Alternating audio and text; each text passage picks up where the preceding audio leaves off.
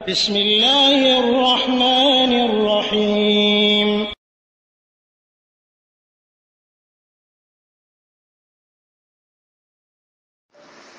আসসালামু আলাইকুম রহমতুল্লাহি ওয়া বারাকাতুহু।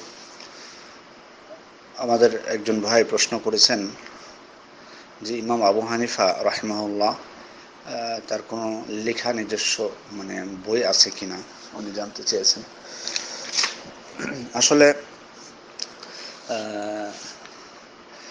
অনেক বিদ্বান, অনেক খ্যাতনামা উলামায়ে কেরাম তারা বলেছেন যে ইমাম আবু হানিফার বিশেষ করে দুইটা কিতাবের কথা, যেমন আল ফিকহুল আকবর যেমনটি আপনি বলেছেন, তারপর হচ্ছে মুসনাদ যেটি হাদিসের কিতাব, এটি তারা বলেছেন যে এটি ইমাম আবু হানিফা রাহিমাহুল্লাহর নিজস্ব। এটি বলেছেন ইবনে আবিল ইজ রাহিমাহুল্লাহ, শেখুল ইসলাম ইবনে তাইমিয়া রাহিমাহুল্লাহ এবং তার ছাত্র শেখ ইবনুল কাইয়িম রাহিমাহুল্লাহ।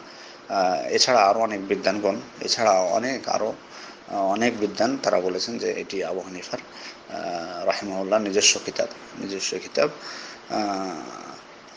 আর হয়তো আসলে ইমাম আবু হানিফা রাহিমাহুল্লাহ যখন তিনি যে সময়ে, তখন কিন্তু আসলে এই যে বই লেখা এভাবে বর্তমান যুগের মতো যেরকম দেখতেছেন আসলে এত তো প্রসিদ্ধ ছিল না। আর উনি তো এত ব্যস্ত ছিলেন যে উনি যে বসে লিখবেন সে সময়টা তা ছিল না। তার জীবনে তো যদি আপনারা দেখতে যান তাহলে দেখা যাবে যে তার সে সময় ছিল না। এখন হয়তো এই ব্যাপারগুলোতে হয়তো মতভেদ আসতে পারে যে হয়তো তিনি নিজে লেখেননি বসে ওই জন্য।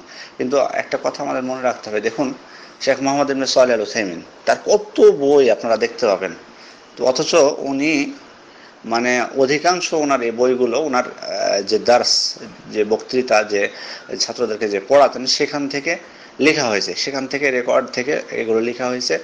অনেক বই তিনি নিজে আবার মোরাজা করেছেন, আবার দেখে দিয়েছেন, আবার অনেকগুলো দেখে দেননি, ওখান থেকে সরাসরি উঠানো।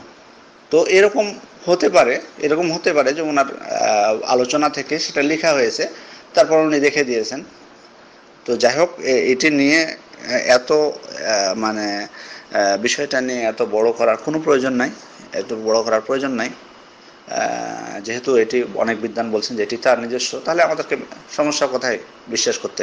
তারপরও যদি হয়তো কিভাবে লিখেছেন, কেন লিখেছেন সব তো আর জানা, ডিটেলস জানা তো এত সম্ভব না বিষয়টা। অনেকে ইনকার করেন যে না এটা ওনার লেখা না বা কিছু, তো প্রমাণ তো লাগবে। তো যাই হোক, আমরা এগুলো নিয়ে আমাদের বাড়াবাড়ি করা কোনো প্রয়োজন নেই, যেহেতু বলা হয় বা অনেক বিদ্বান এবং অনেক খ্যাতনামা উলামা ইকরাম ওনারা বলছেন যে এটি আবু হানিফা, তাহলে সমস্যা কি? আমাদের এত মেনে নিতে সমস্যা কেন?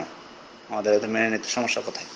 তো যাই হোক, সেজন্য বলবো যে এগুলো বিষয় নিয়ে যেগুলো স্পষ্ট হবে, যেটুকু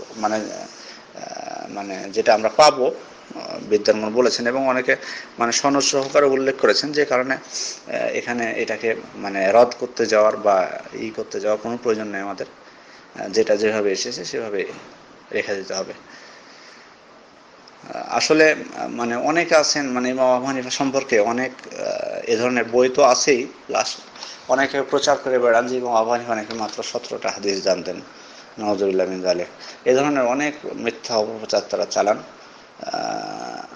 এটা আসলে তার প্রতি একটা অবিচার।